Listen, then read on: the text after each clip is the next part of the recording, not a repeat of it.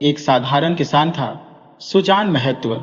सुजान की खेती कई वर्षों से सोना उगल रही थी।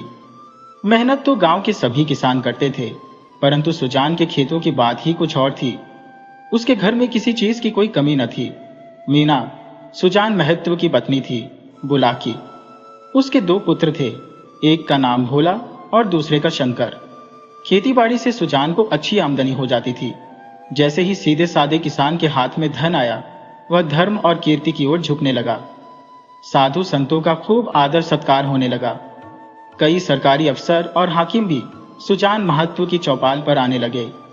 वह तुम्हारे खुशी के फूला न समाता। कोई साधु महात्मा आते तो सत्संग होने लगता। सुजान महत्व की विनम्रता ऐसी थी कि वह सबके सामने सिर झुकाए खड़ा रहता। कहीं लोग यह न कह दें कि धन पाकर इसे घमंड हो गया है। उसने अपने खेतों के लिए पक्का कुआं बनवा लिया। गांव में किसी ने यह कार्य न किया था, पर सुजान ने कर दिखाया। एक दिन गांव में गया तीर्थ स्थान के कुछ आखिरी यात्री आकर ठहरे। सुजान के द्वार पर उनका भोजन बना। सुजान के मन में भी तीर्थ जाने की इच्छा जागी। वह बहुत दिनों से यह सोच रहा था। यह अच्छा अवसर देखकर वह भी चलने को तैयार हो गया।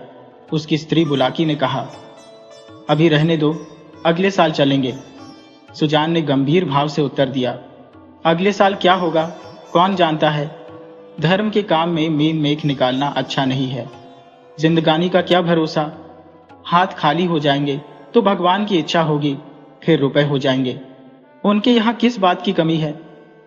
बुलाकी इसका क्या उत्तर देती। अगली ही सुबह दोनों गया के लिए निकल गए। वहां उन्होंने अपना तीर्थ पूरा किया।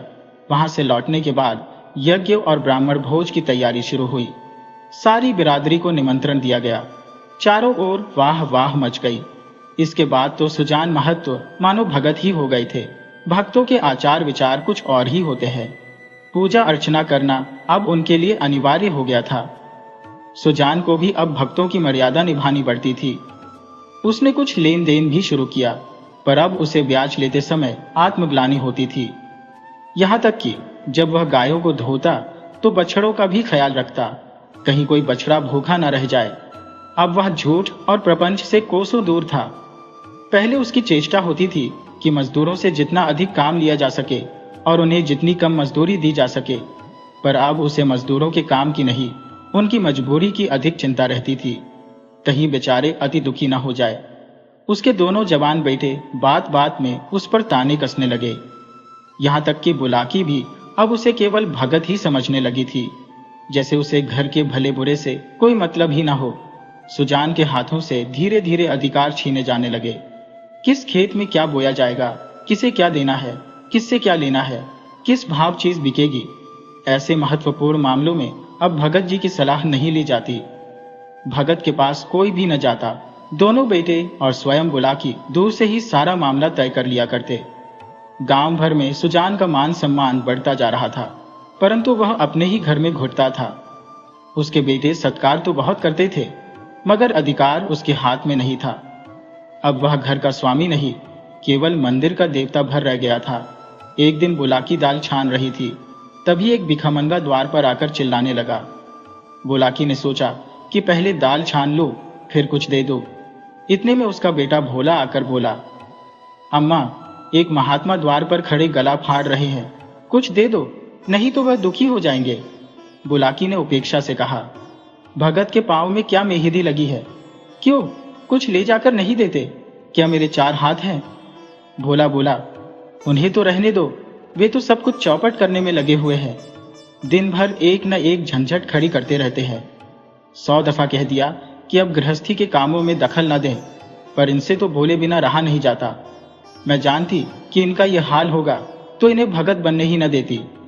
भगत क्या हुए, दीन दुनिया दोनों से गए, सारा दिन पूजा पाठ में ही उड़ जाता है। ऐसे भी बूढ़े नहीं हुए कि कोई काम न कर सके। बुलाकी ने आपत्ति जताते हुए कहा, भोला, ये तुम ठीक नहीं कह रहे।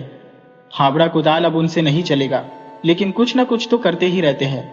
बैलों को सानी पानी देते हैं, गाय धोते हैं, और जो भी हो सकता है वह करते ही है। भिक्षुक अभी तक द्वार पर खड़ा चिल्ला रहा था। सुजान भगत ने जब घर में किसी को कुछ लाते न देखा तो उठकर अंदर गया और कठोर स्वर में बोला, तुम लोगों को कुछ सुनाई नहीं देता? द्वार पर कोई खड़ा हुआ घंटों से भीख मांग रहा है। अपना काम तो दिन भर करना ही है, एक क्षण के लिए भगवान का काम भी तो किया करो।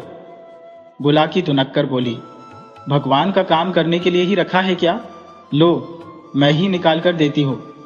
उसने अनाज की टोकरी निकाली और कहा, मर मर कर पीसा है, ऐसे लुटाने के लिए नहीं। सुजान भंडार घर में गया और एक छोटी सी टोकरी में अनाज भरकर ले आया, जो सेर भर से कम न था। जोश से भरी टोकरी लेकर वह भिखारी की ओर बढ़ ही रहा था कि तभी अचानक भोला ने उसके हाथ से टोकरी छीन ली और व्यंग्य से हंसकर बोला, सेठ का माल नहीं है जो लुटाने चले हो। छाती फाड़कर काम करते हैं तब घर में दाना आता है। सुजान ने शांत स्वर में कहा, तो क्या मैं भी बैठा रहता हूं भीखियों की तरह? दान दिया जाता है, लुटाया नहीं जाता। हम तो एक बेला खाकर दिन काटते हैं, पानी पीते हैं, और तुम्हें लुटाने की सूझ रही है। सुजान ने इसका कोई जवाब न दिया। उसने बाहर आकर भिखारी से कह दिया, बाबा इस समय जाओ, किसी का हाथ खाली नहीं है। और सुजान खुद एक पेड़ के नीचे जाकर बैठ गया। विचार मग्न हो गया। अपने ही घर में उसका यह अनादर। अभी वह अपाहिज नहीं हुआ था, घर का कुछ न कुछ काम करता ही था, फिर भी यह अपमान। उसी ने घर बनाया, अब वही द्वार का कुत्ता बनकर पड़ा रहे, और घर वाले जो रूखा सूखा दें वही खाकर पेट भरे। ऐसे जीवन को धिक्कार है। सुजान ऐसे घर में कैसे रह सकता? संध्या हो गई, परंतु वह पेड़ के नीचे से नहीं उठा। कुछ देर बाद गुर्जरी भोजन तैयार हुआ। भोला उसे बुलाने आया तो सुजान ने कहा, भूख नहीं है? बहुत मनाने पर भी वह न उठा। तब उसकी पत्नी बुलाकी आकर बोली, खाने क्यों नहीं चलते जी? क्या अच्छा है? सुजान को सबसे अधिक क्रोध अपनी पत्नी बुलाकी पर ही था। वह सोच रहा था, यह भी लड़कों के साथ मिली हुई है। ये बैठी देखती रही और भोला ने मेरे हाथ से टोकरी छीन ली। इसके मुंह से इतना भी न निकला कि ले जाते हैं तो ले जाने दो। अब इस घर में मेरा इतना भी अधिकार नहीं कि मैं भीख तक दे सकूं। माना कि भीख कितनी नहीं दी जाती, लेकिन इन्हें तो चुप रहना चाहिए था। चाहे मैं घर में आग ही क्यों न लगा देता, लेकिन यह बोलने वाली कौन होती है? मैंने कभी फूल की छड़ी से भी अपनी पत्नी को नहीं छुआ, कभी कड़ी निगाह से भी इसकी ओर नहीं देखा। अब रुपया क्या आ गया, मुझ पर घमंड करने लगी है। अब इसे बेटे प्यारे हैं और मैं तो निखट्टू हूं, लुटाऊं और घर फूंक दो। सुजान बोला, मैं अब खाकर क्या करूंगा? हल जोतने से रहा, फावड़ा चलाने से रहा, मुझे खिलाकर दाने क्यों खराब करोगी? बुलाकी बोली, तुम तो जरा सी बात पर तिलमिला जाते हो। सच कहा है, बुढ़ापे में आदमी की बुद्धि मारी जाती है। भोला ने इतना ही तो कहा था कि इतनी भी एक लेकर मत जाओ। हाँ, बेचारा इतना ही कहकर रह गया। तुम्हें तो तब मजा आता था जब वह मुझे 24 घंटे लगाए रखता। अभी अभिलाषा पूरी नहीं हुई तो पूरी कर लो। तुम तो झगड़ा करने पर तुले बैठे हो और मैं झगड़ा बचाना चाहती हूँ कि 4 आदमी हंसेंगे। चलकर खाना खा लो, नहीं तो मैं जाकर सो रही हो। तुम भूखी क्यों सो रही हो? तुम्हारे बेटों की तो कमाई है। हाँ, मैं बाहर का आदमी हूँ, बेटे तुम्हारे हैं। नहीं, मैं तो ऐसे बेटों से बाज आई, ये किसी और के होंगे। मेरे होते तो मेरी यह दुर्गति ना होती। मैंने सुना था कि मर्द बड़े समझदार होते हैं, पर तुम तो सबसे न्यारे निकले। आदमी को चाहिए कि जैसा समय देखे वैसा काम करे। अब हमारा और तुम्हारा निवाह इसी में है कि हम नाम के मालिक बने रहें और वही करें जो लड़के चाहते हैं। मैं तो ये बात समझ गई हूँ, तुम क्यों नहीं समझते? इतने दिनों तक राज किया, अब क्यों माया के चक्कर में पड़े हो? आधी रोटी खाओ, भगवान का भजन करो और पड़े रहो। चलो खाना खा लो। तो अब मैं द्वार का कुत्ता हूँ? बात जो थी मैंने कह दी, अब अपने को जो चाहो समझो। सुजान न उठा। बुलाकी हारकर अंदर चली गई। सुजान भगत के सामने एक नई समस्या खड़ी हो गई। वह बहुत दिनों से घर का स्वामी था, अब भी ऐसा ही समझता था, परंतु परिस्थितियों ने ऐसा उलटफेर कर दिया था कि उसे खबर ही न रही। लड़के उसका सेवा सम्मान करते थे, ये बात उसे भ्रम में डाली हुई थी। अब तक जिस घर में वह राज्य करता था, उसी घर में वह पराधीन बनकर नहीं रह सकता था। उसे श्रद्धा नहीं बल्कि अधिकार चाहिए था। वह इस घर पर दूसरों का अधिकार नहीं देख सकता था। मंदिर का पुजारी बनकर वह नहीं रह सकता था। रात काफी हो गई तो सुजान उठकर गंडासे से बैलों का चारा काटना शुरू कर देता है। सारा गांव सो रहा था, परंतु सुजान बैलों का चारा काट रहा था। जब से सुजान ने काम छोड़ा था, बराबर चारे के लिए हाय पड़ी रहती थी। शंकर भी करता था, भोला भी काटता था, परंतु चारा पूरा नहीं आ पाता था। आज वह इन छोकरों को दिखाना चाहता था कि चारा कैसे काटना चाहिए। उसने सामने कटे चारे का पहाड़ खड़ा कर दिया। अंधेरे में उसकी पत्नी बुलाकी उठी तो चारे का पहाड़ देखकर दंग रह गई। बोली, क्या भोला, रात भर आज सिर्फ चारा ही काटा है क्या? इतने में भोला आंखें मलता हुआ बाहर आया। उसे भी यह ढेर देखकर आश्चर्य हुआ। माँ से बोला, क्या माँ, शंकर आज रात को ही उठ गया था? वह तो पड़ा सो रहा है। मैंने तो सोचा तुमने यह सारा काटा होगा। मैं तो सवेरे उठ नहीं पाता। दिन भर चाहे जितना मर्जी काम करवा लो, परंतु रात को मुझसे उठा नहीं जाता। तो क्या यह सारा तेरे बापू ने काटा है? मालूम तो ऐसा ही होता है। रात भर सोए नहीं, मुझसे कल बड़ी भूल हुई। अरे, वह तो हल लेकर जा रहे हैं, मगर जान देने पर उतारू हो गए हैं क्या? क्रोधी तो वह सदा से ही थे, अब किसी की सुनेंगे थोड़े ही। शंकर को जगा दे माँ, मैं जल्दी हाथ मुंह धोकर हल लेकर जाऊंगा। जब तक भोला हल लेकर खेत में पहुंचा, तब तक सुजान आगे से ज्यादा खेत जोत चुका था। भोला ने चुपके से आकर काम शुरू कर दिया। सुजान से कुछ बोलने की उसकी हिम्मत न पड़ी। दोपहर हो गई। सभी किसानों ने हल छोड़ दिए, परंतु सुजान भगत अपने काम में मग्न रहा। भोला भी अब थक चुका था, परंतु उसे अपने बापू की मेहनत देखकर हैरानी हो रही थी। आखिर डरते डरते वह बोला, बापू, अब दोपहर हो गई है, हल खोल दो। हाँ, खोल दो। तुम बैलों को लेकर चलो, मैं डंडे फेंक कर आता हूं। बैल खोल दिए गए। भोला बैलों को लेकर घर चला गया और सुजान डंडे फेंकने में लग गया। आधे घंटे बाद वह भी घर पहुंचा, मगर थकान का नाम नहीं था। नहा खाकर आराम करने की बजाय उसने बैलों को सहलाना शुरू कर दिया। उनकी पीठ पर हाथ फेरा और उनके पैर मले, पूंछ हिलाई। बाकी किसान अभी कमर सीधी ही कर रहे थे कि सुजान भगत ने फिर से हल उठाया और खेत की ओर चल दिया। दोनों एक बड़ी उमंग के साथ उसके साथ साथ दौड़ चले, मानो वे स्वयं ही खेतों में पहुंचना चाहते थे। भोला ने अपने पिता को जब जाते देखा तो उसकी हिम्मत नहीं हुई। वह घर पर ही पड़ा रहा। बुलाकी ने कहा, भोला, तुम्हारे बाबू हल लेकर गए हैं। जाने दो अम्मा, अब मुझसे और नहीं हो सकता। भगत के इस नए उत्साह पर गांव में चर्चाएं होने लगी। सबकी आंखें उसी की ओर उठ गईं। जिसे लोग माया के पीछे फंसा हुआ मान रहे थे, वही अब अपने पुराने रूप में लौट आया था। भगत जी के द्वार पर फिर से साधु सन्यासियों का डेरा दिखने लगा। उनका आदर सम्मान होने लगा। अब सुजान भगत की खेती सोना उगल रही थी। बखारी में अनाज रखने की जगह न थी।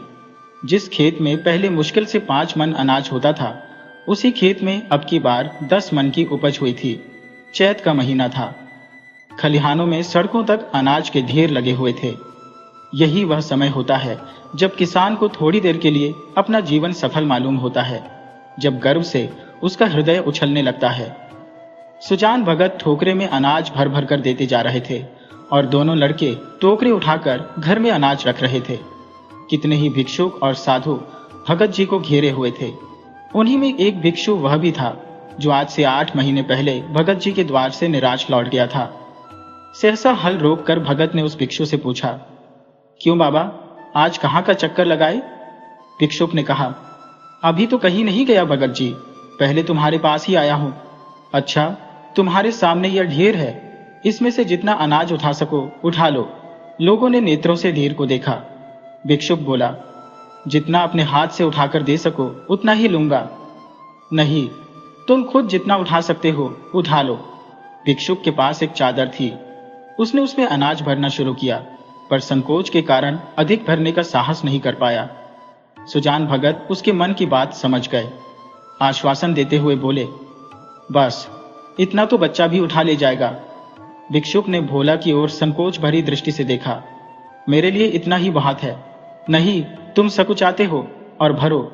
भिक्षुक ने और अनाज भरा, फिर एक बार फिर से भोला की ओर देखने लगा। मेरी ओर क्या देखते हो बाबा जी, मैं जो कहता हूं वह करो। जितना उठा सकते हो उठा लो। भिक्षुक डर रहा था कि अगर उसने अधिक अनाज भर लिया और भोला ने गठरी उठाने न दी तो कितनी बेइज्जती होगी। दूसरे भिक्षु भी हंसने का अवसर पा जाएंगे, इसलिए उसने और अनाज भरने की हिम्मत नहीं की। तब सुजान भगत ने स्वयं चादर ली और उसमें भरकर गठरी बांध दी। बोले, इसे उठा लो बाबा, इतना मुझसे ना उठ सकेगा। भगत जी, अरे इतना भी ना उठ सकेगा? बहुत होगा तो मन भर। भला जोर लगाओ, देखो उठा सकते हो या नहीं। भिक्षुक ने गठरी को आजमाया। भारी थी, जगह से हिली तक नहीं।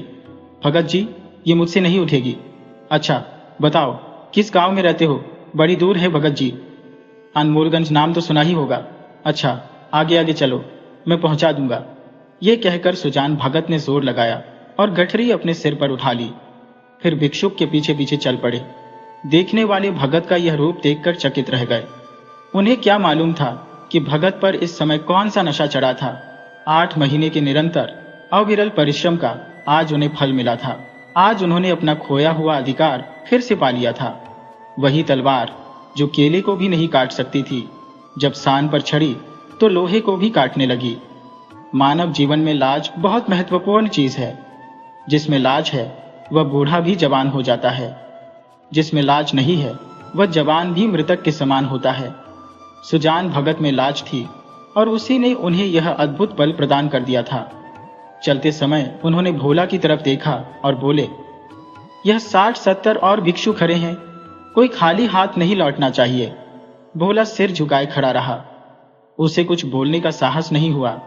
उसके वृद्ध पिता ने उसे परास्त कर दिया था। अब उनके बेटों के मन में अपने पिता के प्रति इज्जत और भी बढ़ चुकी थी। पूरा परिवार एक आदर्श परिवार की तरह रहने लगा।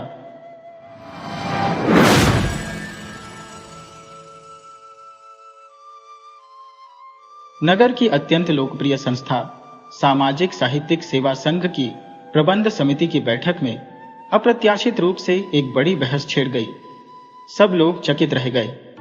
दलित आंदोलन से जुड़े एक सदस्य ने शिकायती लहजे में कहा, आपका मंच उच्च वर्गीय एवं उच्च स्तरीय साहित्यकारों की स्मृति गाता है। निम्न वर्ग एवं दलित जाति के लोगों की आप परवाह ही नहीं करते।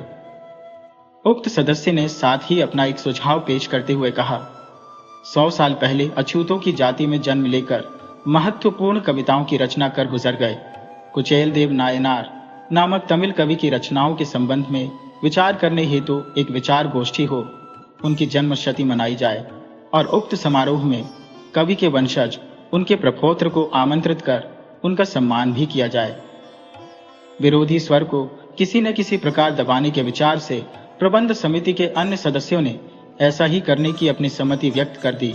तुरंत मंत्री महोदय ने प्रस्ताव का प्रारूप तैयार कर सबके सम्मुख पढ़ सुनाया कि यह सामाजिक साहित्यिक सेवा संघ एकमत होकर यह विचार प्रकट करता है कि गरीबी रेखा के नीचे शैक्षिक, सांस्कृतिक तथा सामाजिक रीति से पिछड़े हुए समाज में जन्मे सिद्ध पुरुष एवं कवि कुचेल देव नायनार की जन्मशती समारोह बड़ी धूमधाम से मनाया जाए। तुरंत कमेटी के एक सदस्य जो अंग्रेजी भाषा के प्रोफेसर थे, एक संशोधन लाते हुए बोले, मेक्सिको के सावलो काफ्टा नामक जीवित कवि नोबेल पुरस्कार प्राप्त करने योग्य सम्माननीय कवि है। कुचेल देव नायनार के ही समान अछूतों की जाति में श्रमिक के पुत्र के रूप में जन्म लेकर कवि रूप में ख्याति प्राप्त व्यक्ति है। उन्हें भी इस जन्म शताब्दी की संगोष्ठी में निमंत्रित किया जाए। हाँ, वैसा ही किया जा सकता है। अन्य कई सदस्य भी इसका समर्थन करने लगे। कमेटी के एक अन्य सदस्य जो विश्वविद्यालय के कुलपति थे, उन्हें कुछ कहने को सूझा। कुलपति का कहना था, लैटिन अमेरिका के चिली राष्ट्र में नल की मरम्मत करने वाला एक प्लम्बर सिल्विया प्लम्बर उसका नाम है, एक बहुत बड़े प्रगतिशील कवि के रूप में विख्यात है। मेरा मत है कि उन्हें भी इस अंतर्राष्ट्रीय विचार गोष्ठी में आमंत्रित किया जाए।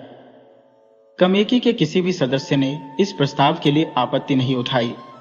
एक विश्वविद्यालय के कुलपति के प्रति आपत्ति प्रकट करने की जुर्रत किस व्यक्ति में थी? एक अन्य सदस्य जैनुल आबदीन साहब उठकर बोले, अल्पमत वालों की सदा से उपेक्षा होती आई है। लंबे अरसे से संघ यह नीति अपनाता आ रहा है। मस्कट में मांस गोश्त की दुकानदारी करने वाले हलाल बुचर, जिनका नाम अल अमीन है, अरबी भाषा के मशहूर शायर हुए हैं। इस संगोष्ठी के लिए उन्हें भी जरूर बुलाया जाए। संघ की धर्मनिरपेक्ष नीति को साबित करने की दृष्टि से अवश्य अल अमीन साहब को बुलाया जाएगा। यह आश्वासन मिलने पर जैनुल आबदीन साहब खुश हुए। तत्काल संघ के कोषाध्यक्ष ने सूचित किया, मेक्सिको, चिली, मस्कट इन स्थानों से आने जाने के लिए विमान यात्रा का खर्च तथा मद्रास में ठहरने आदि का सारा खर्च मिलाकर 1 लाख से अधिक ही होगा। उनके स्वर में चिंता प्रकट होती थी। बौद्ध धर्म की हमें उपेक्षा नहीं करनी चाहिए। ताइलैंड से गोंशील धर्मतेरो नामक विख्यात बौद्ध कवि को किसी भी हालत में बुलाना भी उचित होगा। यह आवाज थी एक प्रभावशाली सदस्य की। रुपए पैसे की चिंता आप न करें, हम वसूल कर ही लेंगे। केंद्र सरकार एवं राज्य सरकार से अनुदान लेकर ही रहेंगे। निम्न वर्ग के चमार कवि के संबंध में संगोष्ठी आयोजित करने की वजह से अनुदान देने से इनकार करने की हिम्मत किसी भी सरकार में न होगी। यह आवाज भी राजनीतिक चालबाजी से परिचित एक सदस्य की थी, इसलिए खर्च के मुद्दे पर उठने वाली चिंता तत्काल दूर हुई। यह निर्णय लिया गया कि जितना भी खर्च हो जाए, इस विचार संगोष्ठी को एक अंतर्राष्ट्रीय रूप देकर चलाया जाए। संगोष्ठी के अंतर्राष्ट्रीय महत्व को ध्यान में रखते हुए एक 5 सितारा होटल में, मतलब 5 स्टार होटल में ही संगोष्ठी चलाई जाए, यह निर्णय भी लिया गया।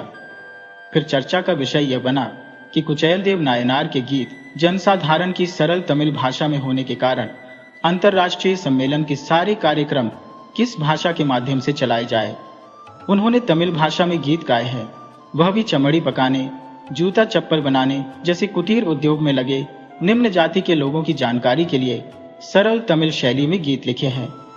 इस कारण से विचार गोष्ठी तमिल भाषा के माध्यम से ही चलाई जाए, विदेशी भाषा में विचार गोष्ठी न चलाई जाए। यह विचार था दलित आंदोलन के सक्रिय सदस्य का। उनकी आवाज में दृढ़ता थी। तुरंत एक सदस्य ने आक्षेप उठाया, मैक्सिको के साब्लो काफ्टा को, चिली देश के सिल्विया प्लम्बर को अथवा मस्कट के अल अमीन को या ताई देश के गुणशील धर्मतेरो को तमिल बिल्कुल अनजान भाषा होने के कारण क्या किया जाए। आने वाले 2-4 अतिथियों को तमिल न मालूम होने पर भी समारोह में सम्मिलित होने वाले 700-800 लोगों की समझ में आने वाली तमिल भाषा का तिरस्कार क्यों किया जाए। वास्तव में अगर उन 2-4 अतिथियों को समझाना हो तो स्पेनिश, लैटिन, अरबी, पाली जैसी भाषा में ही बोलना उचित होगा, क्योंकि उनके लिए भी अंग्रेजी एक विदेशी भाषा ही है।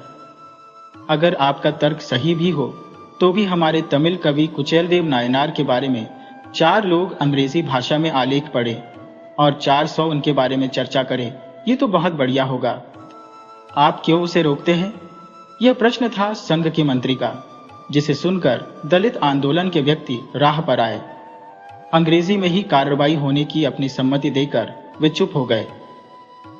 गरीब एवं दलित वर्ग के प्रतिनिधि माने गए हमारे गरीब कवि संसार भर में प्रचलित अंग्रेजी भाषा द्वारा सम्मानित हों तो उसमें मेरे लिए कोई आपत्ति नहीं होगी। उस श्रमिक वर्ग के कवि की परंपरा में बचा प्रपौत्र मल्लैया आज पेरियपालयम के निकट एक छोटे से गांव में चमार बनकर अपनी जीविका चला रहा है। उसे अवश्य इस विचार गोष्ठी में बुलाकर सम्मानित किया जाए। आप इसकी चिंता न करें, ऐसा ही होगा। उस गरीब चमार मल्लैया का पता हमें दें और उन्हें विशेष रूप से निमंत्रित कर गौरव करना इस संघ का प्रमुख कर्तव्य होगा। दलित दल के व्यक्ति ने तुरंत मल्लैया का पूरा पता मंत्री के हाथ में दे दिया। मंत्री ने उसे इस प्रकार श्रद्धापूर्वक अपने हाथ में ले लिया मानो वह कोई भगवत प्रसाद हो। मद्रास शहर के कत्रमारा पुस्तकालय से कॉफी ढूंढने पर सन 1886 में छपी कुचेलदेव नायनार के दार्शनिक गीत नामक एक फटी पुरानी पुस्तक मिली। वह इतनी जीर्ण और खंडित थी कि हाथ से छूने से पन्ने बिखर जाते थे। एक शती पूर्व उस कवि के वंशजों की आर्थिक सहायता से प्रथम संस्करण के रूप में वह छपी थी। 300 पृष्ठों की उस पुस्तक का दाम उन दिनों 6 आना रखा गया था। आज उसे फिर से पुनर्मुद्रित किया जाए तो लागत ही 60 रुपए से अधिक होगी। 1000 प्रतियों के लिए कुल 60,000 रुपए लगेंगे। इस कारण सेवा संघ उक्त किताब के पुनर्मुद्रण एवं प्रकाशन के पचड़े में पड़ना नहीं चाहता था। उस फटी पुरानी पुस्तक से ही काम चलाना चाहा। कुचेलदेव नायनार का एक गीत था जिसका भाव कुछ इस प्रकार था, जानवर मरकर भी अपनी चमड़ी से मानव हित की चीजें प्रदान कर उसकी सेवा करता है, जबकि मनुष्य उस काम के लिए उपयोगी नहीं हो सकता। दलित दल के सदस्य का अनुरोध था कि कम से कम इस गीत को तमिल में छापकर श्रोताओं में बांट दिया जाए। विचार गोष्ठी के आयोजकों ने यह कहकर कि सारे कार्यक्रम जब अंग्रेजी में चलेंगे तब बीच में इस गीत को तमिल में छापना ठीक नहीं रहेगा। उस प्रस्ताव को अस्वीकृत कर दिया गया। उस गीत के अर्थ को या भाव को अंग्रेजी भाषा में अनुवाद कर प्रकाशित करने का आश्वासन देने पर वह दलित दल का सदस्य शांत हो गया। विचार गोष्ठी के सारे इंतजाम बड़े वेग से होने लगे। प्रभावी व्यक्तियों ने काफी प्रयत्न करके केंद्र सरकार से 2 लाख रुपए और राज्य सरकार से 1 लाख रुपए अनुदान के रूप में प्राप्त कर ही लिए थे। विशेषांक निकालने के लिए विज्ञापनों के माध्यम से उन्हें 1 लाख रुपए वसूल हो गए थे। इस प्रकार 4 लाख रुपए की नकद राशि हाथ लग गई थी। पेरियापालियम में रहने वाले कुचेलदेव नायनार के वंशज उनके प्रपौत्र मल्लैया को भी साइक्लोस्टाइल की एक प्रति, जो अंग्रेजी में थी, भेजी गई। निरक्षर मल्लैया ने अपने किसी ग्राहक, जो एक प्रोफेसर थे, के द्वारा समाचार जान लिया। 3 दिन तक काफी दौड़ धूप कर बड़ी मेहनत से कमाई मजदूरी को लेकर बस से मद्रास पहुंचा।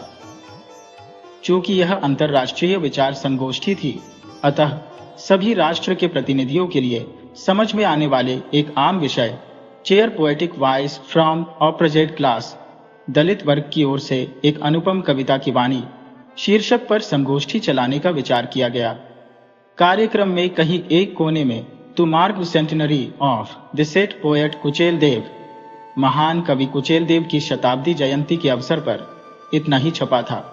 उस कवि के संबंध में कोई और जानकारी तक नहीं दी गई थी। साबलो काफटा, सिल्विया प्लम्बर, अल अमीन, गुणशील धर्मतेरो आदि कवियों के आने जाने के लिए हवाई जहाज का रिटर्न टिकट भी बनवाकर भेज दिया गया। मद्रास में ठहरने की व्यवस्था एक 5 सितारा होटल में की गई। यह तय हुआ कि केंद्रीय शिक्षा मंत्री विचार गोष्ठी का उद्घाटन करेंगे। राज्य सरकार के शिक्षा मंत्री समापन समारोह में विशेष भाषण देंगे और साकलो काफ्टा की नोट अकर्स मुख्य अतिथि के रूप में भाषण देंगे आदि सारे ब्यौरे तय हो चुके थे। बड़ी मुश्किल से प्राप्त एक अलभ्य पुस्तक कुचेलदेव नायनार के दार्शनिक गीत को शीशे की पेटी में रखकर मंच पर मालाओं से सज्जित कर प्रदर्शित करने का इंतजाम भी किया गया। यही एकमात्र प्रति इस वक्त कहीं से मिली थी। विचार गोष्ठी के अवसर पर सुबह शाम बिस्कुट के साथ 2 कॉफी ब्रेक, दोपहर का भोजन, रात का डिनर, ये सारा इंतजाम उसी 5 सितारे होटल में ही बड़े धूमधाम से हो चुका था। विचार गोष्ठी के प्रारंभिक उद्घाटन भाषण में केंद्रीय शिक्षा मंत्री ने कहा कि प्रधानमंत्री की 70 सूत्रीय योजना में 67वीं योजना है दलित एवं कुचले गए लोगों को उभार कर उनका उद्धार करना। इस विचार गोष्ठी में इस योजना को स्पष्ट करने से मेरे साथ ही देश के प्रधानमंत्री भी खुश होंगे। दूसरे दिन सुबह सारे समाचार पत्रों में इस खबर को प्रमुख स्थान देकर छपवा दिया था। उसमें न कुचेलदेव का नाम था और न सूचना थी कि वे एक तमिल भाषा के कवि थे। केवल इतनी जानकारी थी कि international seminar organised by socio literary cultural association. 3 दिनों तक संगोष्ठी बड़ी धूमधाम से चली। शुरू से अंत तक सारा कार्यक्रम अंग्रेजी में ही चला। प्रांतीय शिक्षा मंत्री ने भी बड़ी कठिनाई के साथ तमिल लहजे में अंग्रेजी भाषा में भाषण दिया। मेक्सिको से आए हुए प्रतिनिधि कवि ने अपने मुख्य भाषण की शुरुआत में कुछ वाक्य अंग्रेजी में बोलकर "I don't want to speak in a language which is neither yours nor mine", अर्थात मैं ऐसी भाषा में बोलना नहीं चाहता जो न आपकी है और न मेरी। फिर अपनी मातृभाषा स्पेनिश में बोलने लगे। इससे सबको बड़ा आश्चर्य हुआ और धक्का भी लगा। अन्य सब लोगों ने अंग्रेजी में भाषण दिया। इस प्रकार संगोष्ठी सुचारू रूप से चली। स्थानीय पत्रिकाओं के साथ देश भर की पत्रिकाओं ने इस संगोष्ठी की प्रशंसा में काफी कुछ लिखा। अतिथि भी अपने अपने देश लौट गए। 1 हफ्ते बाद डिस्प्यूट नामक मशहूर अंग्रेजी साप्ताहिक पत्रिका में इस अंतर्राष्ट्रीय संगोष्ठी पर एक संपादकीय लेख छपा और साथ ही कुछ उल्लेखनीय साक्षात्कार भी। देश की समस्याओं को एक भिन्न दृष्टिकोण से देखने एवं सनसनी फैलाने वाली खबर छापने के कारण यह पत्रिका काफी लोकप्रिय भी रही। विपरीत दृष्टिकोण से समस्या को अप्रोच करने से इसका एक विशेष महत्व भी था। पहले साक्षात्कार के रूप में कुचेलदेव नायनार के प्रपौत्र मल्लैया का साक्षात्कार प्रकाशित हुआ। उसके पहले संपादक की एक छोटी सी टिप्पणी भी छपी थी। इस टिप्पणी में यह बताया गया कि पेरियपालयम से अंतर्राष्ट्रीय विचार संगोष्ठी के लिए सम्माननीय अतिथि के रूप में आमंत्रित आप संगोष्ठी के कक्ष में या 5 स्टार होटल के अंदर प्रवेश ही न मिलने के कारण निराश होकर अपने गांव वापस जाना चाहते थे, मगर वापस जाने के लिए पैसे न रहने की वजह से पैसे के लिए तरसते हुए वे अपने ऊपर भरोसा कर माउंट रोड बुखारी होटल के प्लेटफॉर्म पर चप्पल की मरम्मत करते वक्त यह साक्षात्कार लिया गया। मल्लैया ने अपने साक्षात्कार में यह बताया कि वह किस तरह से पेरियपालयम में दर दर भटकते हुए बड़े परिश्रम कर चप्पलों की मरम्मत से मिली मजदूरी के पैसे जमा कर फिर कुछ नए कपड़े बनवाकर कई प्रकार की मुसीबतें झेलकर मद्रास पहुंचा और काफी अनुनय विनय करने पर भी संगोष्ठी के हाल में अर्थात 5 स्टार होटल के कक्ष में प्रवेश करने से रोक दिया गया। ये सारे विवरण पत्रिका में से छप गए थे। आगे मल्लैया ने आंखों में आंसू भरते हुए यह दुख प्रकट किया कि गांव वापस जाने के लिए बस के किराए तथा दूसरे खर्च के लिए उसे खुद मेहनत करके पैसे जुटाने पड़े थे आदि। दूसरा साक्षात्कार दलित आंदोलन से जुड़े हुए एक लेखक का था। उनके विचार में इस अंतर्राष्ट्रीय संगोष्ठी से कुछ भी प्रयोजन न होने वाला है। कुचेल देव ने जिस भाषा में कविता लिखी थी उस भाषा के लोग ही उसे कम पहचानते हैं, तब अंग्रेजी में सेमिनार चलाने का क्या मतलब हो सकता है। विडंबना यह थी कि जिसके बारे में संगोष्ठी हुई उस कुचेल देव के संबंध में किसी ने कोई बात नहीं कही। इसका कारण यह है कि उनके गीतों का एकमात्र संग्रह ग्रंथ भी मंच पर शीशे की पेटी में सुरक्षित रूप से बंद हो चुका था। संगोष्ठी के खत्म होने तक वह वहां से बाहर न निकाला गया था। इस अंतर्राष्ट्रीय विचार संगोष्ठी को चलाने में 4 लाख रुपए का अपव्यय किए जाने के बदले कुचेल देव की कविताओं की पुस्तक का सस्ता संस्करण तमिल में निकाल दिया गया होता तो बेहतर होता। तमिल के अतिरिक्त इन्हें अंग्रेजी, हिंदी आदि भाषाओं में अनुदित किया जा सकता था, मगर सेमिनार संगोष्ठी में केवल लंच, खाना, डिनर, कॉफी ब्रेक, चाय ब्रेक आदि मद में ही पैसा पानी की तरह बहाया गया। इतना होते हुए भी परिणाम कुछ भी नहीं निकला। स्थानीय लोगों को भी इससे कुछ फायदा न हुआ। विदेशियों की समझ में तो नहीं आई कि यह सारा कार्यक्रम किसके लिए हो रहा है। पत्रिका ने इस साक्षात्कार को प्रकाशित करने के साथ साथ यह लताड़ा था कि शिक्षित उच्च वर्ग कुछ गिने चुने व्यक्तियों के इंटेलेक्चुअल अर्गन्स अर्थात बौद्धिक अहंकार और आडंबर मात्र को प्रकट करने वाला साबित हुआ है। तीसरा साक्षात्कार एक प्रबुद्ध पाठक का रहा। उनके मत में आजादी के बाद गत 30 वर्षों से भी अधिक यही होता आया है कि क्रियाशील योजनाओं के लिए खर्च करने से भी अधिक पैसा सेमिनार, संगोष्ठी, सभा समारोह आदि में अनावश्यक रूप से खर्च किया जाता है। इस प्रकार के अपव्यय के कारण हमारा देश बदनाम हो चुका है। कई सेमिनार इधर उधर चलाए गए मगर किसी को कोई विशेष जानकारी न मिली। यह संगोष्ठी भी इसी तरह बेकार साबित हुई है।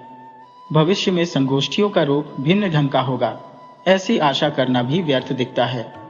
भाषण की जगह वास्तविक कार्यों के लिए धन को खर्च करना बेहतर होगा। इससे देश का कल्याण होता। केवल सेमिनार संगोष्ठियां ही चलाते रहे तो वास्तविक कार्यों के लिए कुछ भी न बचेगा। चौथा साक्षात्कार मैक्सिकन कवि साक्लो काल्डा का था। उसमें काष्ठा ने साफ शब्दों में अपना मत प्रकट करते हुए कहा, मुझे इस संगोष्ठी में कवि के बारे में कुछ भी जानकारी नहीं मिली और न उनका परिचय ही। इससे मुझे धक्का लगा और मैं इससे अब भी छूट नहीं पाया हूं। संवाददाता का प्रश्न था कि सेमिनार जिस कवि के सम्मान में हुआ वह और आप दोनों एक ही जाति के, एक ही वर्ग के कवि माने जाते हैं। इसी कारण से तो आपको भी आमंत्रित किया गया है। क्या आप इससे प्रसन्न नहीं है? ऐसी सोच से मुझे सख्त नफरत है। जातिवाद से भी बदतर बात यह है कि उस मनोवृत्ति का अनुचित लाभ उठाया जाना, उस मनोवृत्ति को कैपिटलाइज करने का प्रयास। जरूर मुझे इस बात का गर्व होता है कि कवि कुचेल देव और मैं दोनों कवि वर्ग के होने के कारण एक हैं। अन्य प्रकार के विचार इर्रेलेवेंट, असंबद्ध है, आउट ऑफ कॉन्टेक्स्ट है, विषयांतर है। प्रश्न हुआ कि क्या इस अंतर्राष्ट्रीय विचार गोष्ठी के आयोजकों ने कुचेल देव की जीवनी को संक्षेप में या उनकी कविताओं के मतलब को कम से कम आपके भारत पहुंचने पर भी कभी समझाने की कोशिश की? उत्तर था, क्षमा कीजिए, इस बात का मुझे खेद है कि किसी भी हालत में उस कवि के संबंध में मुझसे किसी ने बात तक नहीं की। स्वयं आयोजकों से पूछने पर भी उत्तर मिला कि you need not go into the subject, आपको इस विषय के अंदर प्रवेश करने की आवश्यकता नहीं है। ये कहकर टाल दिया गया। शदा उपर्युक्त चारों भिन्न भिन्न प्रकार के साक्षात्कारों को प्रकाशित कर डिस्प्यूट के साप्ताहिक विशेषांक the darker side of the seminar नामक संपादकीय लेख अंग्रेजी में प्रकाशित किया। उसमें संगोष्ठी के चलाए जाने के ढंग पर कटु आलोचना की गई। साथ ही कुचेल देव की एक कविता को समझाने का प्रयास भी किया गया था। संपादकीय लेख के कटु शब्द निम्न प्रकार थे। यद्यपि मानव की बुद्धि बड़ी सूक्ष्म है, फिर भी उनमें से कुछ लोगों की तगड़ी चमड़ी वाले होने के कारण शायद मानापमान, लज्जा, संकोच और यहां तक रोष, कुछ भी भाव उसे लगते ही नहीं। शायद वे समझते हो कि वी आर थिक स्किन, अर्थात हमारी चमड़ी बड़ी तगड़ी है। उनके लिए ऐसा सोचना गर्व का विषय होता होगा। एक प्रकार से हम भी इसी निष्कर्ष पर पहुंचने के लिए विवश है। कवि कुचेल देव के उपर्युक्त कथन के अनुसार मानवों में इस अंतर्राष्ट्रीय विचार गोष्ठी के आयोजक मनुष्यों की तरह न लगने वाली मोटी चमड़ी होती होगी, ऐसा हमें महसूस होता है।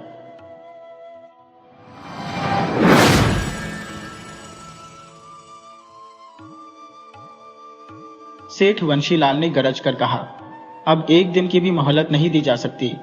डॉक्टर आरोग्यम बोले, आपके लिए मैंने कौन सा कष्ट नहीं उठाया, लेकिन अब एक साथ इतनी बड़ी रकम कहां से दूंगा।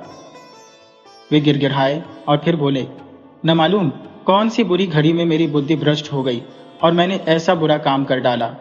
मुझे क्षमा कीजिए। भगवान आपका भला करेगा। आपको किसी बात की कमी नहीं रहेगी। भगवान ने आपको अपार संपत्ति का स्वामी बनाया है। आपके लिए यह कोई बड़ी बात नहीं है। उनकी आंखों से दीनता जैसी सूरत दिखाई पड़ती थी। सेठ वंशीलाल चिल्लाकर बोले, भगवान भगवान कुछ नहीं। जब विश्वासघात किया था तब तुम्हारा ईश्वर कहां चला गया था। पिछले 12 महीने से तुम बराबर झूठ बोलते रहे और मेरा धन हड़पते रहे। अब भगवान का नाम लेते तुम्हें शर्म नहीं आती। 5 साल तक जेल में रहिए और अपने भगवान की पूजा करिए। मैं आखिरी बार कह रहा हूं, अगले शुक्रवार तक मेरा रुपया आ जाना चाहिए, नहीं तो पुलिस के हवाले कर दूंगा। सावधान। इतना कहकर सेठ वंशीलाल चले गए।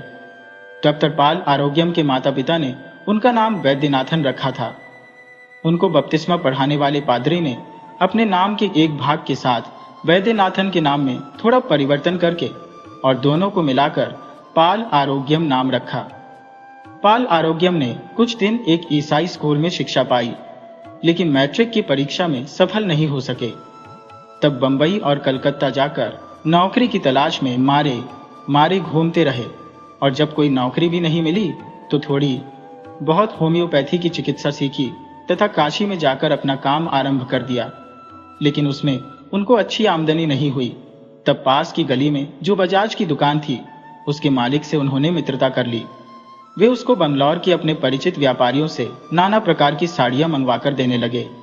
वह शराब पीने लगे थे, इसलिए ब्याज से जो पैसा मिलता था उसे वे स्वयं खर्च कर देते थे और व्यापारियों से टाल मटोल करते रहते थे। इसी तरह 2 साल बीत गए और उन पर व्यापारियों का बहुत सा रुपया चढ़ गया। इसी समय सेठ वंशीलाल को यह समाचार मिला। सेठ जी की पुलिस वालों से बड़ी घनिष्ठता थी।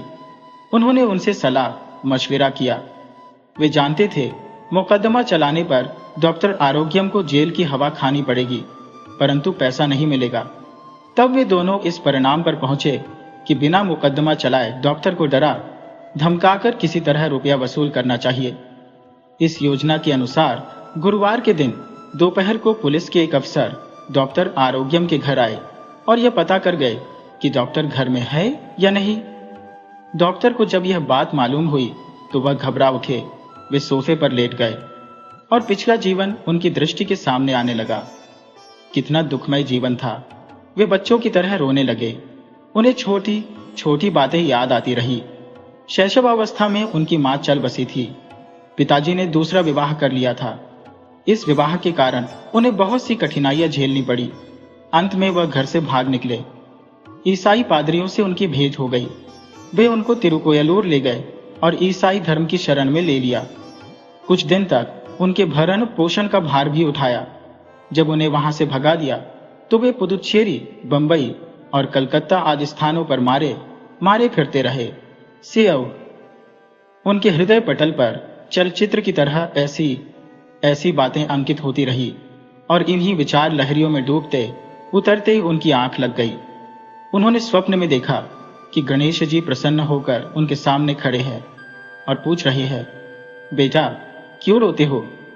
उन्होंने यह भी देखा कि उनकी बहन बालमबाल भी गणेश जी के साथ आई है। उनकी ऐसी बुरी अवस्था देखकर वे बहुत दुखी हो रही थी। गणेश जी ने कहा, बेटा रो मत, तुम्हारा कष्ट दूर हो जाएगा। बहन ने समझाया, भैया रो मत, सब कुछ ठीक हो जाएगा।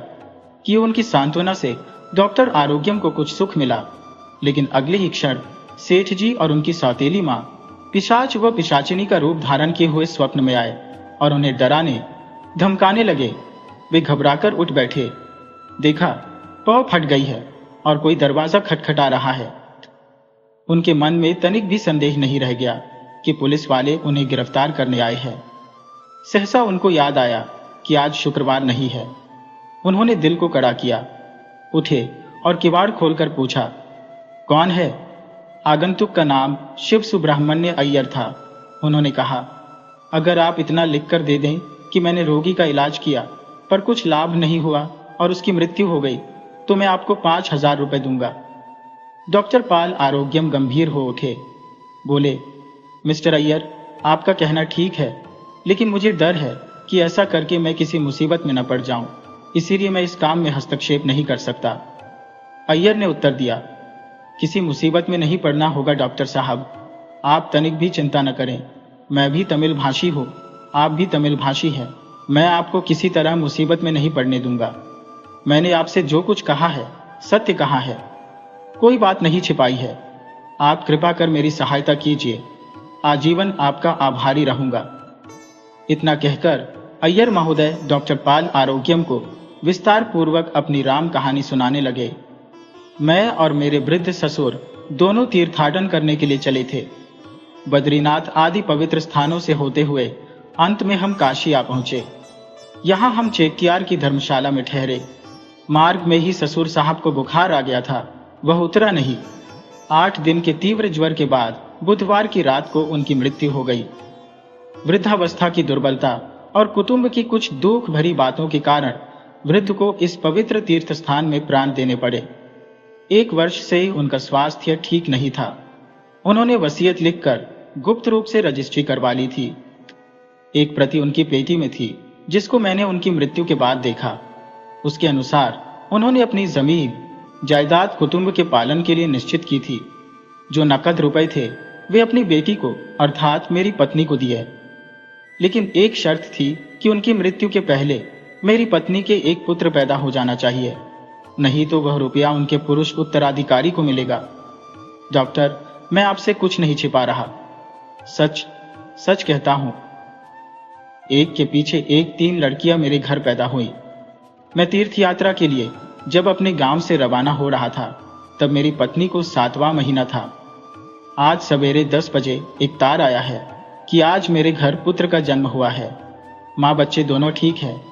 अगर यह बच्चा कल मेरे ससुर के मरने से पहले जन्मा होता तो सारी जायदाद बच जाती। अब तो वह किसी अन्य वंशज के हाथ में चली जाएगी। उन्होंने हमको सूचित किए बिना और सलाह मशविरा लिए बिना उतावली में आकर यह वसीयतनामा लिख दिया और उसकी रजिस्ट्री भी करा दी। अब कुछ नहीं हो सकता, बस एक ही उपाय है, वह आपके हाथ में है। आप ही इस जायदाद को किसी दूसरे वंशज के हाथ में जाने से बचा सकते हैं। ससुर साहब आज सवेरे मरे या कल रात मरे, इसमें कुछ अंतर नहीं है। काशी में मेरे कोई संबंधी नहीं है। वे सवेरे मरे होते तो यह संपत्ति मेरे हाथ में ही रहती। मैंने सुना है कि आप तमिल भाषी हैं, इसीलिए आपकी शरण में आया हूं। अभी तक शव की अंत्येष्टि क्रिया भी नहीं हुई। हनुमान घाट पर आज ही क्रिया करने वाला हो। आप इतना लिख देंगे कि मैंने इलाज किया और आज दोपहर को वह मर गए तो आपकी बड़ी कृपा होगी। यह निश्चय है कि आप इसमें किसी की कुछ हानि नहीं कर रहे। मैं अभी आपको 5,000 रुपए देता हूं। कृपा करके इन्हें स्वीकार कीजिए और जैसा मैं कहता हूं वैसा लिख दीजिए। मैं उसकी नकल करके तार द्वारा अपने गांव भेज दूंगा। मेरी विनीत प्रार्थना है कि आप भी आज शाम को हनुमान घाट पर आकर दाह क्रिया देखें और मेरी रक्षा करें। ये सारी कथा सुनकर डॉक्टर पाल आरोग्यम ने सोचा कि गणेश जी ही मेरे कष्टों को दूर करने का यह मार्ग सुझा रहे हैं। ऐसा करने पर उस पाजी सेठ से पिंड छूट जाएगा। उनको जो कुछ देना है वह देने के बाद वे भी दक्षिण चले जाएंगे और किसी तरह अपना गुजर कर लेंगे। उन्होंने यह प्रतिज्ञा भी की कि वह भविष्य में शराब छुएंगे नहीं। इसमें कोई बड़ा झूठ भी तो नहीं है। कल मरे या आज मरे इसमें क्या है, जायदाद बेटी को ही जाती है ना, यही न्याय संगत भी है। ये सब सोचकर उन्होंने कहा, मैं जरा सोचना चाहता हूं, समय दीजिए और अंधेरा होने पर आइए, मैं आपको अपना निर्णय बता दूंगा। नहीं, इसमें सोचने विचारने की कोई बात नहीं। दाम क्रिया के लिए अब और विलंब नहीं किया जा सकता। इसमें कुछ धोखा नहीं है। चलिए 1000 रुपए और लीजिए, पूरे 6000। ये कहते हुए शिव सुब्रमण्य अय्यर ने बलात् डॉक्टर के हाथ में वे नोट थमा दिए और कागज कलम आगे रख दिया। डॉक्टर ने वे रुपए लिए और अंदर जाकर अपनी पेटी में रख दिए। फिर वापस आकर चुपचाप लिखने बैठे। पूछा, आपका क्या नाम है? शिव सुब्रमण्य अय्यर। शिव सुब्रमण्य अय्यर नामक तंजावुर के ब्राह्मण अपने ससुर के साथ तीर्थाटन करने काशी आए। यात्रा में वृद्ध ससुर बीमार पड़ गए तो उन्होंने मुझसे उनकी चिकित्सा कराई। बुढ़ापे के कारण दवा का कोई प्रभाव न हुआ। आज सवेरे 10 बजे उनकी मृत्यु हो गई। शिव सुब्रमण्य अय्यर के मांगने पर यह पत्र दिया जाता है। कागज पर इतना लिखकर डॉक्टर आरोग्यम ने हस्ताक्षर कर दिए और फिर वह कागज शिव सुब्रमण्य अय्यर को दिया। अय्यर ने डॉक्टर को साष्टांग प्रणाम किया और विनती की कि शाम को 6 बजे जरूर हनुमान घाट की तरफ आने की कृपा करें। डॉक्टर आरोग्यम ने सेठ जी को जितने रुपए देने थे देकर रसीद ले ली। सेठ जी और पुलिस ने उन्हें चेतावनी दी कि इस बार हम आपको क्षमा कर देते हैं, आगे से ऐसी हरकत न करें। उस दिन गणेश चतुर्थी का त्योहार था।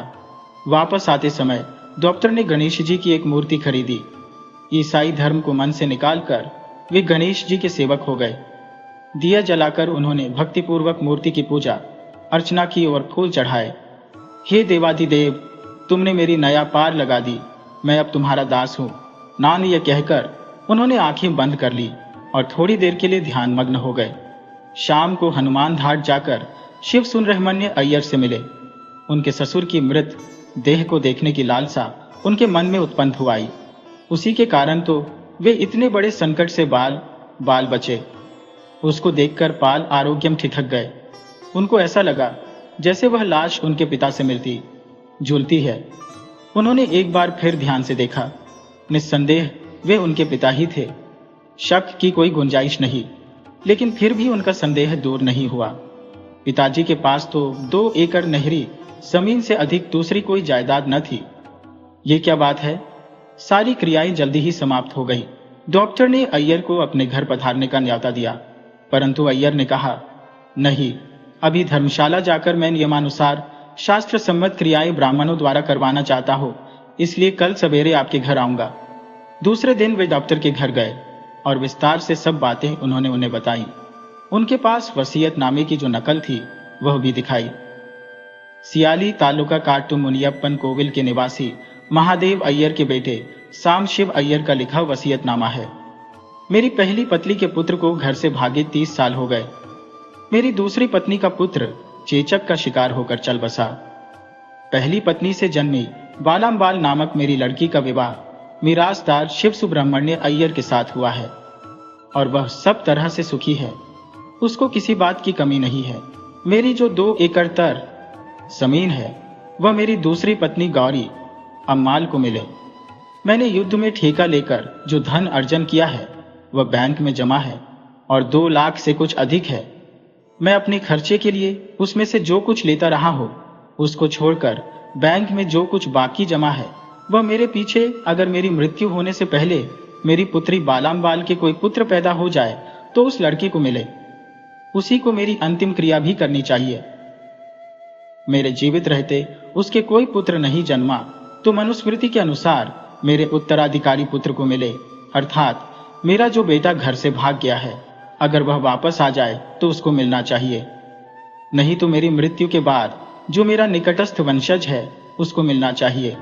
ये वसीयतनामा तारीख को गुप्त रूप से रजिस्ट्री किया गया है। डॉक्टर आरोग्यम उसको पढ़कर कुछ नहीं बोले। शिव सुब्रमण्य अय्यर भी वापस चले गए। सब कुछ बहन बालाम्बाल को ही जाता है ना। ये सच है कि मैंने धोखा खाया, फिर भी इसमें अफसोस करने की क्या बात है। इस तरह मन को समझा बुझाकर पाल आरोग्यम गणेश जी के ध्यान में मग्न हो गए। भैया वापस आ गए।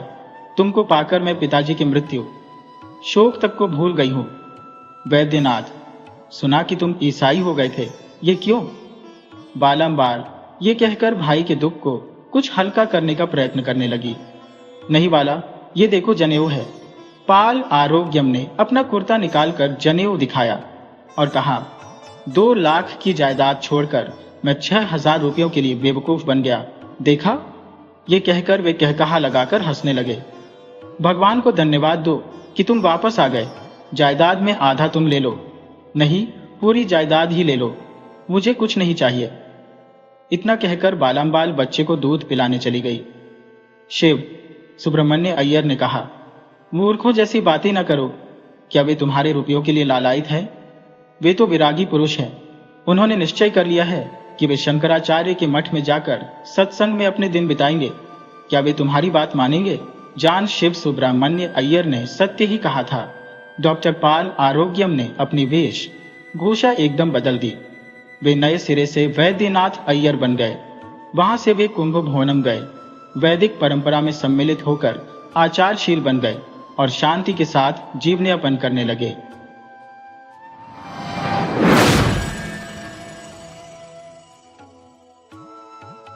आंखों की धूंध सघन होती गई, कोहरा बढ़ता गया और उसने सारे माहौल को लील लिया।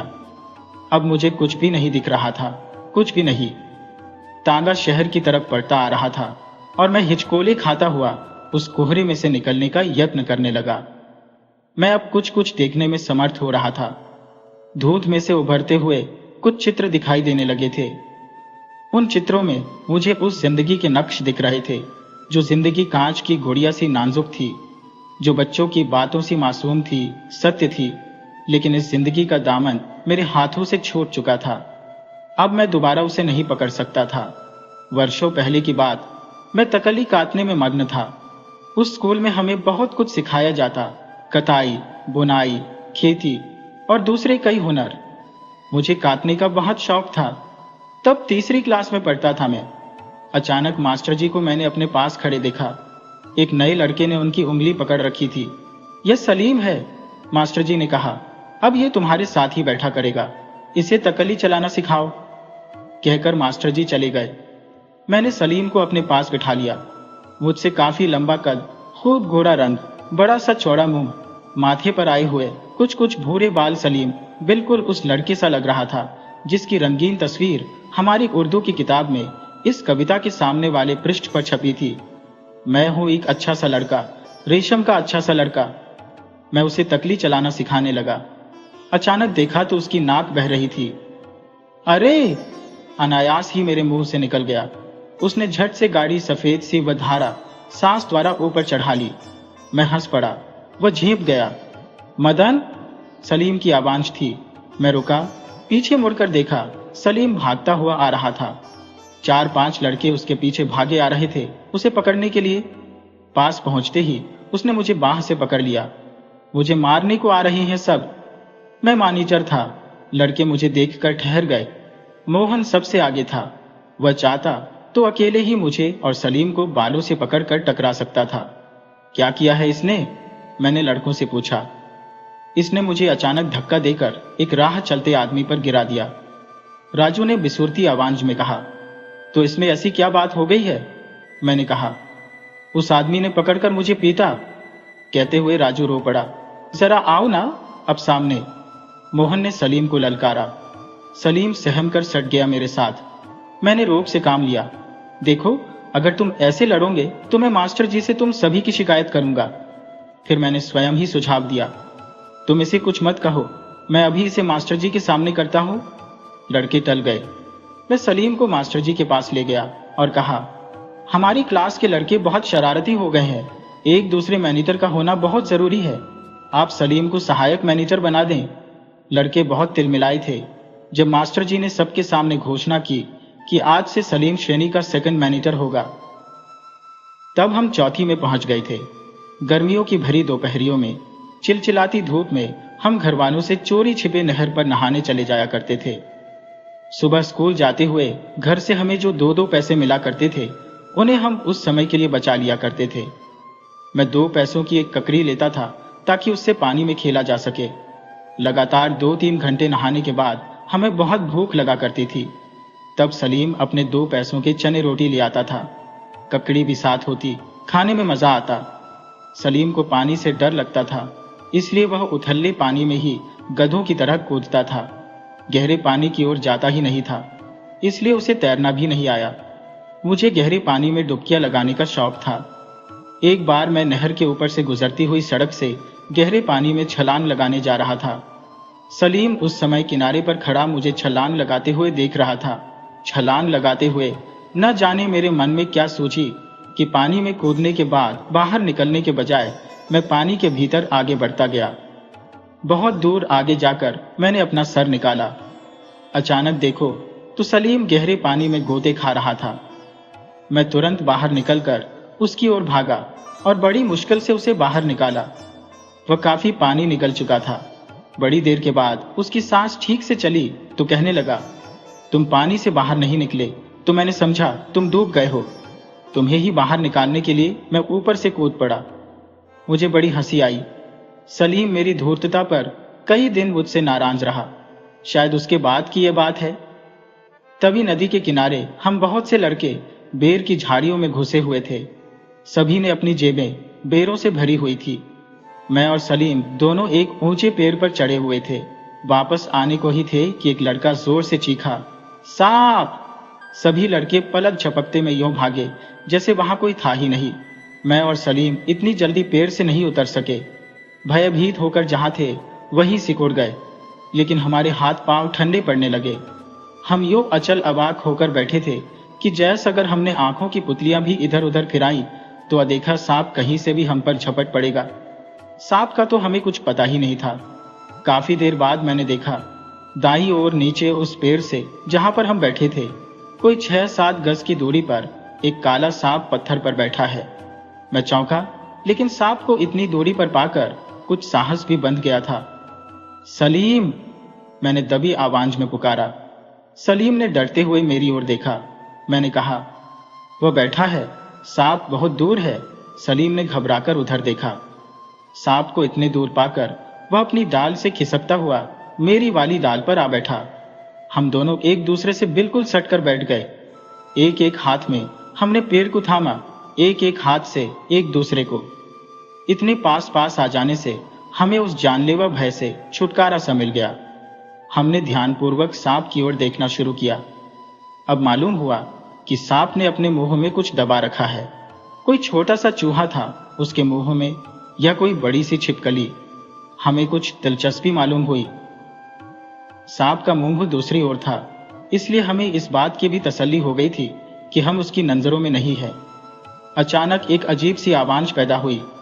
हमने घबराकर एक दूसरे को थाम लिया, लेकिन इससे पहले कि हम देखते कि क्या हुआ, हम झटके से नीचे आ गिरे। डाल टूट गई थी। गिरते हुए यूं महसूस हुआ जैसे प्राण निकल गए हो। सांप तो अब झपट्टे बगैर नहीं रहेगा, यही सोचकर हम गिरते ही उठ खड़े हुए। कहीं चोट लगने का तो ख्याल नहीं आया। सांप की ओर कौन देखता भला। सर पर पांव रखकर हम भाग खड़े हुए।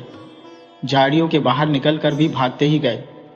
भय की एक काली सी रेखा हमारे पीछे भागी आ रही थी। बहुत दूर आकर जब भागने का बिल्कुल दम न रहा तो रुकना पड़ा। धीरे धीरे ढक्की चढ़कर ऊपर आ गए, लेकिन भय तो बना ही रहा। शायद इस बात का कि सांप काट खाता तो घर वाले कद्या कहते, मदन तुम हमारे घर क्यों नहीं आते? एक दिन सलीम ने मुझे कहा। तब हम 7वीं जमात में पहुंच चुके थे। उसके कहने पर मैं उसके घर गया था। आधा बर्स, मैंने सलीम की अम्मी को कहा। उन्होंने मुझे सीने से लगाकर मेरा माथा चूम लिया। कितनी अच्छी थी वह, मैं उन्हें देखता ही रह गया। उन्होंने कहा, सलीम हर वक्त तुम्हारी ही बातें करता रहता है। मैं कब से कह रही थी कि तुम्हें एक बार ले आए। चलो बैठो, मैं तुम्हारे लिए दूध लाती हूँ। सलीम मुझे एक बड़े कमरे में ले गया। यही तुम्हारा दोस्त है ना? हाँ आपा, सलीम ने जवाब दिया। उसकी आपा कमरे के बीच कालीन पर बैठी हुई थी। उसकी गोद में दूधिया रंग की बिल्ली थी। ये मेरी बड़ी बहन है, मदना। मैंने हाथ उठाकर सलाम किया। जब मैं उसके सामने बैठा तो उसने अपनी गोद में बैठी हुई बिल्ली को उठाकर एकाएक मुझ पर फेंक दिया। मैं हड़बड़ाकर उठ खड़ा हुआ। सलीम और वह दोनों हंसने लगे। मुझे भी बहुत ही मजा आया। फिर मैं सलीम के अन्ना और बड़े भाई जान से भी मिला। मुझे वे सब अच्छे लगे। मैं वहां रोज रोज जाता रहा, लेकिन सलीम को कभी भी अपने घर नहीं बुला सका। सलीम ने तो कभी यह शिकायत नहीं की कि मैं उसे अपने घर क्यों नहीं बुलाता, लेकिन मैं मन ग्लानि सी अनुभव करता था। मुझे अच्छी तरह पता था कि मेरी माँ मुसलमानों को म्लेच्छ कहती है। वह राह चलते अनजाने लोगों से बिदक कर चतली है कि किसी मुसलमान या अछूत से छू न जाए। एक बार मेरे बड़े भाई ने अपने एक हरिजन मित्र को बैठक में बिठाकर कहा था कि मैं तुम्हारे लिए चाय लाता हूं, लेकिन मां ने चाय देने से इनकार कर दिया था। सलीम कभी मेरे साथ घर तक आया भी तो बाहर ही खड़ा हुआ या एकाध बार बैठक में बैठा। कभी पानी भी नहीं पिया उसने। शायद मैंने कभी पूछा भी नहीं। मेरी यह विवशता मेरे मन को कचोटती रहती थी। मदन, मेरे अब्बा मुझे मिलिट्री स्कूल में भर्ता करवा रहे हैं, सलीम ने बड़े उदास लहजे में कहा था। उसी दिन हमारी 7वीं का परिणाम निकला था। मैं और सलीम दोनों पास हो गए थे। मैंने कहा, मुझे तो हाई स्कूल में दाखिल होना है। मैं भी यही चाहता था, लेकिन अब्बा मेरा नाम छावनी वाले मिलिट्री स्कूल में लिखवा आए हैं। हम उस दिन नहर के किनारे जाकर घंटों बातें करते रहे थे। दूसरे दिन वह छावनी में चला गया था। अब उसे वहीं रहना था। कुछ दिन बाद मैं उसके घर गया तो सलीम की अम्मी मुझे सीने से लगाकर रोने लगी। बेटा, सलीम तो अब दूर हो गया मुझसे, क्या तुम भी ना आया करोगे? आया करूंगा अम्मी जान, मैंने कहा। उस दिन मैंने उस घर में सभी को उदास पाया था। कुछ दिन मैं वहां जाता रहा। एक दिन जब वहां पहुंचा तो सलीम की अम्मी ने मेरे सर पर हाथ फेरते हुए कहा, बेटा, अब तुम यहां ना आया करो। क्यों? मुझे बड़ा आश्चर्य हुआ उनकी बात सुनकर। अम्मी ने मुझे अपने और भी समीप लाते हुए कहा, बेटा, ये मुसलमानों का मोहल्ला है, यहां आना अब तुम्हारे लिए खतरे से खाली नहीं। मैं चुप हो गया था। उसके बाद मैं फिर वहां नहीं गया। अब सचमुच ही शहर में दंगे फसाद शुरू हो गए थे। रोज 1-2 हत्याएं हो जाती थी। फिर यह दंगे फसाद बढ़ते ही चले गए। हालत दिनों दिन बिगड़ती ही चली गई। आग लगने की घटनाएं भी होने लगी थी। तभी आजादी मिलने और पाकिस्तान बनने की घोषणा हो गई। हर तरफ एक आग सी लग गई। गुंडे लोगों की टोलियां नंगी तलवारें और बंदूकें, पिस्तौलें लेकर यूं घूमने लगी कि शरीफ आदमियों का अपने ही मोहल्लों में निकलना बंद हो गया। हर समय हूं हां और फड़कती हुई गोलियों की आवाजें सुनाई देने लगी। मुझे ख्याल आता तो केवल सलीम का। वह घर वालों से दूर था। क्या उसे अब्बा ने बुला लिया होगा? अम्मी कैसी हैं? आपा और भाई किस हालत में हैं? क्या वे पाकिस्तान जा पाए हैं? उस दिन मेरी हालत बहुत ही खराब रही जब मैंने सुना कि पाकिस्तान में ले जाने के बहाने बहुत से मुसलमानों को ऐसी जगहों पर ले जाया गया है जहां आसानी से उन्हें मारा जा सकता था। मेरी समझ में कुछ नहीं आ रहा था। मेरी घबराहट चाहे बहुत बड़ी हुई थी, लेकिन मेरी कल्पना में ऐसा स्पष्ट दृश्य कोई नहीं उभरा था कि सलीम या उसके घर वालों में से किसी का भी कोई बाल बांका हुआ हो। तभी कबायलियों ने जम्मू कश्मीर पर हमला कर दिया। लोग भागने लगे। मुझे मेरे घर वालों ने एक भागते हुए पड़ोसी के साथ अमृतसर भेज दिया। वहां मेरे नाना अपने भरे पूरे परिवार के साथ लाहौर में अपना सब कुछ लौटा कर आए थे। मुझे वहां भी सलीम और उसके घर वालों का ही ख्याल आता रहा। 6 महीनों के बाद जब मैं जम्मू लौटा तो नक्शा बिल्कुल ही बदल चुका था। काली टोपी की जगह सर्वत्र लाल टोपी दिखाई देती थी। सूर्यवंशी झंडे के साथ ही साथ हल वाला लाल झंडा भी फहरा रहा था। लोग शेरे कश्मीर जिंदाबाद के नारे लगा लगा कर न थकते थे। इसी बीच पिताजी ने मकान भी बदल लिया था।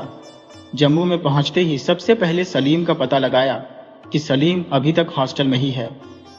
मेरी खुशी की कोई सीमा न रही। उसी समय तांगे पर सवार होकर मैं छावनी पहुंचा। सलीम मुझे देखते ही बैरक से बाहर आ गया। हम दोनों ने एक दूसरे के हाथ थाम लिए। आंखें भरी भरी थी, दिल भरे भरे थे। मैंने सलीम से उसके घर वालों के संबंध में पूछा। उसने बताया कि उन्हीं दिनों अब्बा ने एक जीप का प्रबंध कर लिया था। वह सभी घर वालों को जीप में बिठाकर निकल गए थे। उन्हें इतना समय नहीं मिला था कि सलीम को भी छावनी से निकाल कर ले जाते। सियालकोट से अब्बा का एक पैगाम भी मिल चुका था कि वहां सभी ठीक ठीक पहुंच गए हैं। मुझे अम्मी का ख्याल आया। जब सलीम छावनी के स्कूल में पढ़ने के लिए दाखिल हुआ था तब कितना रोती थी वे। जब उन्हें सलीम को यहां अकेला छोड़कर जीप में बैठना पड़ा होगा तब उनकी क्या हालत हुई होगी। मेरे शरीर में एक सिहरन सी पैदा हुई। मैंने सलीम से कहा, चलो तुम हमारे घर में चलकर रहो, मैं यहां बिल्कुल ठीक हूं और फिर न जाने किस समय मेरे पाकिस्तान जाने का भी प्रबंध हो जाए, मुझे यहीं रहना चाहिए। सलीम का कहना ठीक था। मैं चुप हो रहा। कुछ देर बाद वह दोबारा कहने लगा, मदन, पाकिस्तान जाने से पहले मैं चाहता हूं कि एक बार तुम्हारे घर आऊं। चलो आज ही चलें। मैंने आग्रह किया, नहीं, यहां से कहीं भी जाने से पहले इजाजत लेनी पड़ती है। तुम अगर परसों इसी समय यहां आ जाओ तो मैं तुम्हारे साथ चल पड़ूंगा। वह शनिचर का दिन था। मैं और सलीम तांगे में बैठे हुए शहर की ओर चले आ रहे थे। मैं खुश था, बहुत खुश था, क्योंकि सलीम को अपने घर ले जा रहा था। सलीम के चेहरे पर भी इत्मीनान झलक रहा था। हम दोनों एक दूसरे से बिल्कुल सट कर बैठे हुए थे। सलीम कह रहा था, मदन, मैं पाकिस्तान जाकर तुम्हें खत लिखूंगा, तुम जवाब दोगे ना? जरूर दूंगा। मैंने कहा, जाते ही लिखना और सभी के बारे में लिखना। अम्मी से कहना मदन आपको बहुत याद करता है। अब्बा को सलाम देना। आपा ने तो वहां जाकर और भी बिल्लियां पाल ली होंगी और भाईजान अब भी पायलट बनने का ख्वाब ही देखते होंगे। बातें करते करते अचानक मैंने सलीम की ओर देखा तो उसके आंसू बह रहे थे। मैंने उसके कंधे पर हाथ रख दिया। वह फूट फूट कर रोने लगा। तांगे वाला भी मुड़ मुड़ कर हमारी ओर देखने लगा था। फिर सलीम खुद ही चुप हो गया। अपनी भावुकता पर वह खुद ही मुस्कुराने भी लगा था। अरे मदन, तुम्हारे घर तो उस तरफ है ना? गली में घुसते ही सलीम ने पूछा। मुझे सुनाना याद नहीं रहा, मैंने कहा। हमने मकान बदल लिया है। पहला मकान किराए पर था, इसे हमने खरीद लिया है। इस मकान में मुसलमान रहा करते थे। काफी बड़ा खानदान था। उन सबको लोगों ने कत्ल कर दिया। सिर्फ उनका एक लड़का बच गया, क्योंकि वह उन दिनों श्रीनगर में था। अब वह भी पाकिस्तान चला गया है और जाने से पहले इस मकान को सस्ते में बेच गया है। तब तक हम घर के दरवाजे तक पहुंच गए थे। बात खत्म करके मैंने सलीम की ओर देखा तो स्तब्ध रह गया। उसके चेहरे को एकाएक किसी काली छाया ने ग्रस लिया था। दरवाजे के बाहर ही वह रुक गया था। मुझे अपनी गलती का एहसास हुआ, लेकिन मैं कुछ भी सोच न पाया। बिना कुछ सोचे ही मुंह से निकल गया, चलो चलो सलीम। वह धीरे धीरे पीछे चलने लगा। मुझ में इतना भी साहस नहीं रहा था कि मैं उसकी ओर देख भी सकूं। पता नहीं उसके दिल पर क्या बीत रही थी। उसके कद कांप रहे थे या नहीं, मुझे कुछ पता नहीं। हाँ, खुद मेरा दिल बुझ गया था। छाती पर एक बोझ सा पड़ गया था। दम घुट रहा था। अपने आप को मैं एक अपराधी सा महसूस कर रहा था। पता नहीं क्यों। मैं सलीम को ऊपर वाले कमरे में ले गया। माँ तो उस दिन गांव गई हुई थी, उस ओर से निश्चिंत था। बहन को अपना विश्वास पात्र बना लिया था कि वह माँ को नहीं सुनाएगी कि मैंने सलीम को घर पर चाय पिलाई। उसने झटपट चाय बनाई। मैं दौड़कर बाजार से बहुत कुछ खाने को ले आया। मन में शायद यह भावना कि सलीम जब अपनी अम्मी को बताएगा कि मैंने मदन के घर जाकर चाय पी थी तो वह कितनी खुश होंगी। लेकिन अब वह उत्साह नहीं रह गया था। मुझे खेद ही लग रहा था कि मैं अपने आप को धोखा दे रहा हूं। चाय और खाने पीने की सब चीजें लेकर मैं ऊपर चला। शायद हवा से दरवाजा बंद हो गया था। मैं दोनों हाथों में ट्रे उठाए हुए एक पांव से दरवाजे को जोर से धक्का दिया। सामने ही बैठा हुआ सलीम यूं चौंक पड़ा जैसे भूचाल आ गया हो। उसके चेहरे पर पसीना ही पसीना था। चाय का आधा आधा कप ही हम दोनों ने पिया। सलीम ने तो आधा भी न जाने कैसे पी लिया। खाने की चीजें सब वैसी ही वैसी रही। चलो अब चले मदन, सलीम ने कहा। चलो, मैंने भी उठते हुए कहा। घर से बाहर निकलकर सलीम बड़ी तेजी से चलने लगा। सड़क पर आकर हम दोनों तांगे पर बैठ गए। छावनी तक पहुंचने में 1 घंटा लगा, लेकिन उस 1 घंटे में हम दोनों में से कोई भी कुछ न बोला। भयानक खामोशी थी जो दम घोंटे जा रही थी। एक कोहरा था जिसमें कुछ भी नजर नहीं आ रहा था, जो दृष्टि पर छा गया था, जो दिल पर छा गया था। मैं जाता हूं, तांगे में से उतरते हुए सलीम ने कहा। मैं तांगे में ही बैठा रहा, कुछ बोला भी नहीं। तांगे में से उतरकर सलीम ने मेरी ओर देखा। उसकी आंखों में आतंक की छाया मंडरा रही थी। कुछ देर वह मेरी तरफ देखता रहा और मैं उसकी ओर। मदन, जैसे उसकी आवाज बड़ी दूर से सुनाई दी मुझे। मैं भी तांगे से नीचे उतर आया। उसने मेरी बांह पकड़कर विचित्र आतंकित स्वर में कहा, मदन, क्या तुम मुझे कत्ल कर सकते हो? मैं बुत सा बना वैसे ही खड़ा रहा। तब वह चिल्लाया, नहीं नहीं मदन, तुम मुझे कत्ल नहीं। चिल्लाता हुए वह हॉस्टल की ओर भागने लगा। वह हॉस्टल में चला गया और मैं विमोर सा कितनी ही देर वहां खड़ा रहा। मुझे कुछ भी सूझ नहीं रहा था कि यह क्या हो गया।